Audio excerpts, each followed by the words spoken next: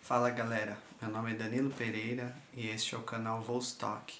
E o livro dessa semana, Educação Siberiana, do escritor Nikolai Lilin, tradução aqui da Eliana Guiar, editora Alfaguara, que é um selo da Companhia das Letras.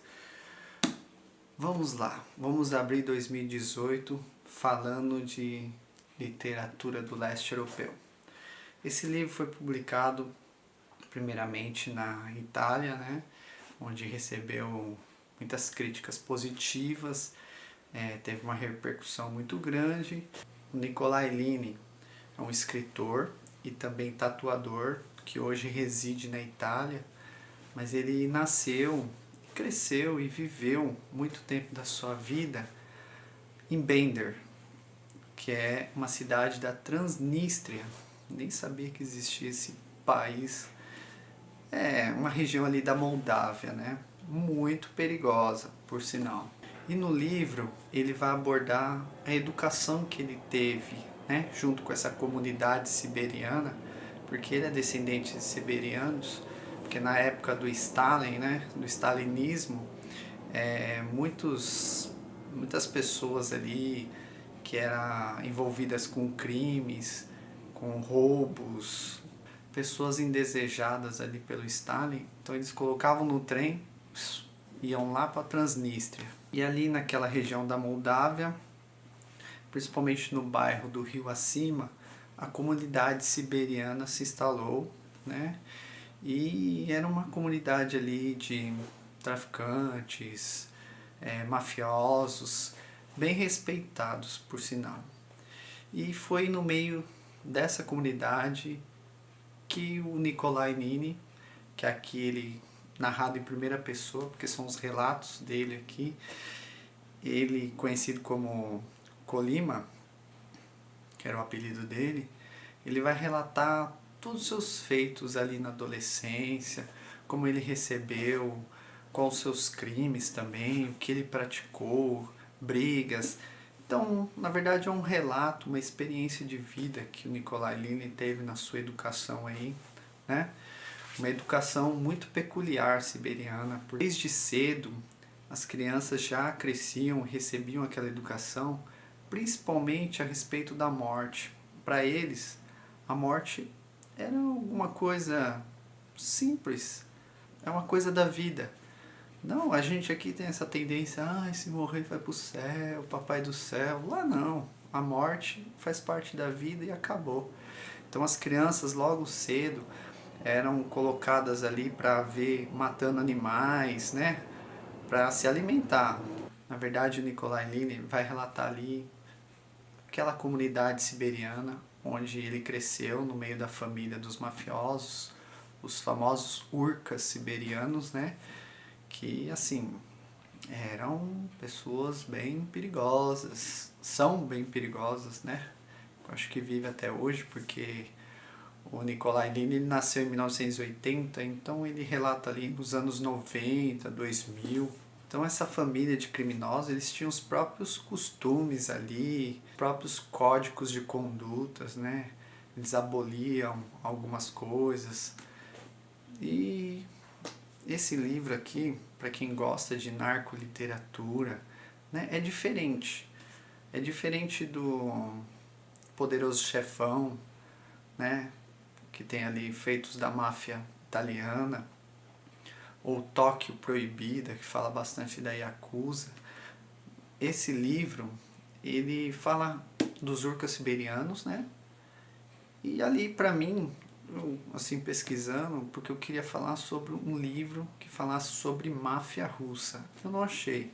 Se alguém souber de algum livro que tem essa temática, deixe no comentário aqui, que eu vou atrás, quero falar. Mas esse livro pode ser considerado os primórdios da máfia russa, porque eles foram beber muito ali da fonte dos siberianos, que eram uns povos bem guerreiros, né?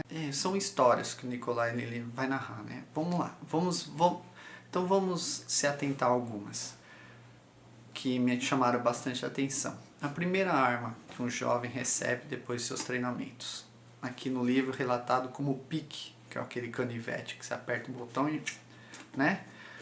Eles recebem a primeira arma e o Nikolai ali, logo cedo, tem muitas brigas com os outros moleques ali de outros bairros e ali era só espetando faca um no outro, furando. Então é bem brutal mesmo os relatos aqui. Ele relata aqui que muitas vezes encontravam pessoas mortas no rio, que os siberianos, né, os urcas, pegavam alguém roubando no seu bairro, cortavam as mãos, jogavam o cara vivo, mas sem as mãos dentro do rio, ali para ele morrer afogado. Então são relatos bem brutais assim, que me chocaram bastante também, porque são coisas assim que a gente nota em filmes de ficção, mas aconteceu na realidade. Sobre as armas, interessante que o Nikolai Lini, ele fala aqui que existe dois tipos de armas, né, que os mafiosos, os criminosos siberianos, eles usavam. Uma, que era as armas de caça, essas ficavam num cômodo separado, e as armas do pecado, que eram revólveres, fuzis, kalashnikovs, que eram batizadas, né, na igreja, eram guardadas, enroladas num terço com um crucifixo e tudo, e essas armas em hipótese alguma deveriam se misturar com a de caça, porque uma mancharia a outra. Então são coisas assim, costumes, né, condutas que eles adotavam, e caça era só para sobrevivência, sem essa de caça esportivos. Outras, siberianos, eles não guardavam dinheiro dentro de casa, porque eles falavam que o dinheiro corrompe. Então eles faziam casinhas ou no jardim ali, guardavam os dinheiros, não guardavam dinheiro dentro de casa. E nesse ambiente que cresceu o Nikolai Lini. Relatar a sua primeira prisão, quando ele foi para uma prisão de menores. Eles logo cedo são educados a não confiar em hipótese alguma em policiais. Então ele vai falar ali que quando ele foi preso, junto com outros meninos, um policial ofereceu um pedaço de salame e as crianças foram comendo e ele não quis. Depois, quando chegaram lá na prisão, o policial falou que tinha mergulhado aquele salame na privada, né? Os meninos todos vomitaram e ele ficou intacto ali porque ele recebeu uma educação siberiana, né? Ele vai falar sobre o seu avô, né? O seu avô Kuzia, que era muito respeitado ali na região, né? No bairro, que é porque ele foi fuzilado. Existia uma lei antigamente que quando uma pessoa era condenada a ser fuzilada e essa pessoa sobrevivesse ao fuzilamento, ali, uma disparada só ali, ele era perdoado de todos os seus crimes, né? Todos os seus pecados. E o vovô Kuzia, que ele fez uma grande amizade ali, uma pessoa que ele tem muito carinho, ele sobreviveu e foi ele que deu o primeiro pique, né, a primeira arma pro Colima. E o Nikolai, quando cai na cadeia, também ele vira tatuador. E ali, né, todas as tatuagens têm uma simbologia em cima dessas tatuagens. Assim, ninguém vai lá e faz, eu quero fazer um mago aqui porque eu gosto, eu quero fazer, sei lá, um leão aqui. Não, todos os para os siberianos, as tatuagens, na verdade, eram relatos da vida daquele criminoso. Então só podia fazer tatuagem quem matasse um policial, colocava lá uma tatuagem. Quem fizesse um crime de roubo, quem fosse, né, pegasse muito tempo de prisão, eles tinham uma tatuagem própria. E o Nikolai, ele relata aqui que ele aprendeu a ler esses símbolos, né, quis virar tatuador. Interessante também quando ele fala sobre as mensagens, né, quando você vai dar uma mensagem, né, para um outro criminoso ou para o seu inimigo, como que eles fazem, né? Com o significado dessas mensagens, né? Não era só lá chegar e falar, vou te matar, não, eles mandavam mensagens simbólicas, né? Um punhal quebrado significava a morte de alguém do bando. Uma pessoa próxima era um sinal muito funesto. Uma maçã cortada no meio era um convite para dividir a presa. Um pedaço de pão seco dentro de um lenço de pano, ao contrário, era um aviso bem preciso. Atenção, as forças da lei estão próximas. Houve uma reviravolta importante no caso em questão. Um punhal envolvido num lenço era um convite para uma ação de assassinato a soldo. Um pedaço de corda com um nó apertado no meio significava: não sou responsável por aquilo que você sabe. Um pouco de terra dentro de um lenço queria dizer: prometo que manterei segredo. Existiam significados mais simples e outros mais complexos. E é um relato surpreendente, assim. Olha, eu super indico esse livro. Ele foi uma leitura bem chocante para mim. Para aqueles que gostam, como eu já disse, de narcoliteratura, esse livro é fundamental, porque ali mostra os primórdios da máfia russa. Vemos aqui a escola da rua, os valores como amizade, lealdade, atribuído, né, ensinado desde cedo, o respeito, mas também muita brutalidade. É um livro assim que choca mesmo, assim. Até o primeiro parágrafo, né, dele já é bem assim, que ele diz assim: há quem goze a vida, há quem a sofra. Para nós, a vida é combate, e é combate mesmo. Os urcas siberianos ali, as histórias que eles relatam, assim, foi um povo sofrido também, mas é um povo ali que se ergueu ali.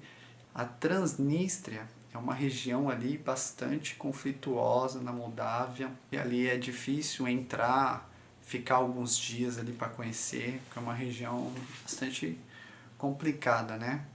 E como nas palavras de Nikolai Nini, ele diz o seguinte: são as histórias do meu povo, pessoas que tinham regras sagradas, que viviam com seus valores. Eles viviam com seus valores. Até no final do livro aqui, a última história, que ele narra que foi uma menina que quando as crianças nasciam com problemas psicológicos ou com problemas mentais, né, com síndrome de Down, que nem ele fala de uma moça que nasceu, ela era esquizofrênica, então ele vai relatar aqui que ela foi abusada, e eles fazem de tudo, assim, vão em todas as comunidades, eles abominam caso de estupro também na cadeia de jovens. Então eles vão atrás desses caras que abusaram dessa menina, porque para eles, essas pessoas deficientes, mentais, assim, na verdade eram anjos de Deus, porque eram pessoas puras, que nunca seriam contaminadas, né? E então é chocante o relato final desse livro. E assim, 2018 iniciou com um livro de um país que eu nem sabia que existia, né? Aquela região da Moldávia ali, Moldávia eu conhecia, agora Transnistria, primeira vez. E esse livro aqui eu também li para o Desafio Livrada, né? Um livro de um país que você não conhece, também eu acho que nunca vou conhecer. Então tá aqui. Esse foi o livro da semana e até mais.